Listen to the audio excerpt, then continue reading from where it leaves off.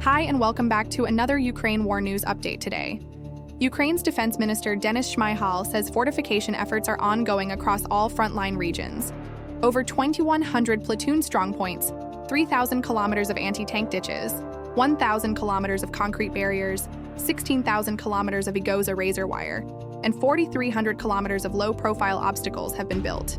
Now a quick video. A Russian Shahed was taken down by a Ukrainian soldier using an Igla MANPAD. Now some sad news.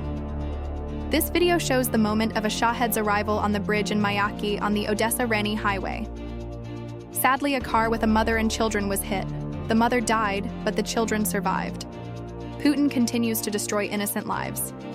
Next important news from Europe.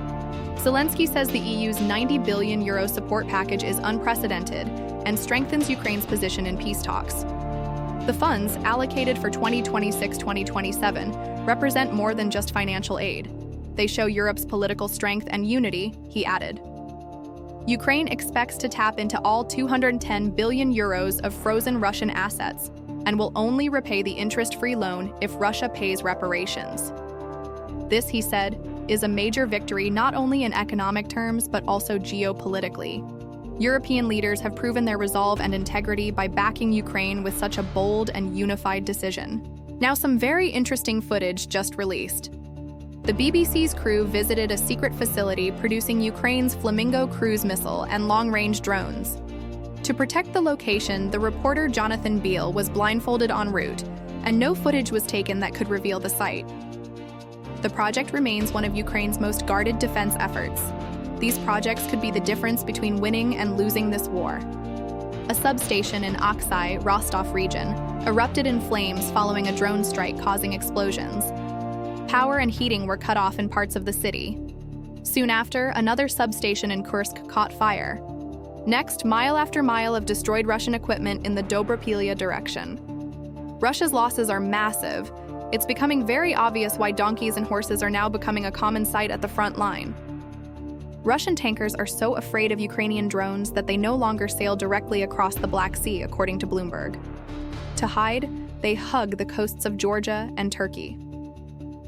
Because of this fear, their route to the Bosphorus Strait has become 350 miles longer, almost twice as long as it used to be. A country with no navy is blockading a country with a fairly powerful navy. That's the result. Now to Kiev. President Zelensky and Portuguese PM Luis Montenegro honored fallen Ukrainian soldiers by laying flowers at the Wall of Remembrance in Kiev. Montenegro's visit to Ukraine began on December 20th with this gesture.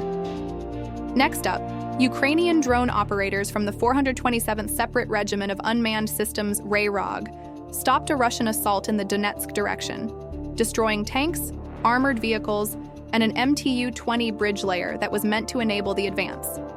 By cutting off armored support, the attack left Russian infantry exposed. If you're enjoying this Ukraine war news update today, please like and subscribe. US and Europe offer multi-layered security guarantees for Ukraine after the war, as reported in Bloomberg. An 800,000-strong Ukrainian army would be the first line of post-war deterrence. The US would provide intelligence monitoring, and European troops would be stationed further from the front lines to build trust. The plan calls for a multi-layered approach with US commitments to security guarantees, which has sparked optimism in Ukraine and Europe that it could become a credible deterrent against future Russian aggression. Next has been reported that Russian personnel with links to the country's military and security services have engaged in spying in European waters while working covertly on ships carrying Russian oil. CNN. In recent months, some of these ships, often registered to unrelated countries, have acquired extra crew members shortly before leaving port. Zelensky says officials are reviewing the performance of those responsible for air defense in Odesa, following recent events.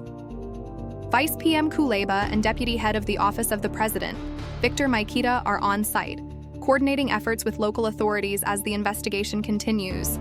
There has clearly been an issue with air defense in this region. Now, some frontline news. Brigadier General Andriy Beletsky backs the decision to send underperforming officers from the 125th Brigade to the infantry, saying commanders must understand the cost of bad decisions. After months of complaints about unprepared troops and missing soldiers, new brigade commander Volodymyr Fokin initiated reforms, tested officers, and reassigned those who failed. Zelensky says this is a step toward a more responsible and combat-ready army, replacing paper generals with capable, experienced leaders. Another update on the Russian submarine that was hit in port. British military intelligence reports that a strike using the subsea Baby drone likely inflicted serious damage on a Russian submarine, possibly disabling its ability to operate or conduct missions. The sub is a caliber missile platform previously used to strike targets in Ukraine. Now a Ukraine war news update today from the front line.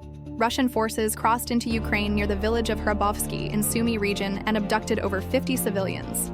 Ukrainian defense forces withdrew from several positions in the area due to the assault. Stabilization efforts are now underway, according to a Ukrainian military spokesperson. In the U.S., Putin's special envoy Kirill Dmitriev reportedly met with Jared Kushner and Steve Witkoff at a Miami golf club. A quiet setting, shady talks, a classic closed-doors, dodgy meetup.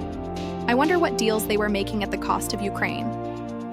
Putin personally picked U.S. real estate developer Steve Witkoff as a key back-channel negotiator with the U.S., as reported by the WSJ. The Kremlin's outreach reportedly began via Saudi Crown Prince Mohammed bin Salman, who passed a message to Witkoff that Putin wanted to meet him directly. Moscow vetted Trump's circle and saw Witkoff as acceptable. His involvement included close coordination with Putin aide Kirill Dmitriev. And lastly, from today's Ukraine war news update. Drone operators from Ukraine's 79th Air Assault Brigade destroyed a D-20 howitzer in Hrodivka, southeast of Myrnohrad, on the Pokrovsk front. After hitting the gun twice, they spotted Russian troops trying to flee with remaining ammo in a Bukanka van. Both were taken out. Thanks for listening to Ukraine, the Dark and Light. Please like, subscribe, and share.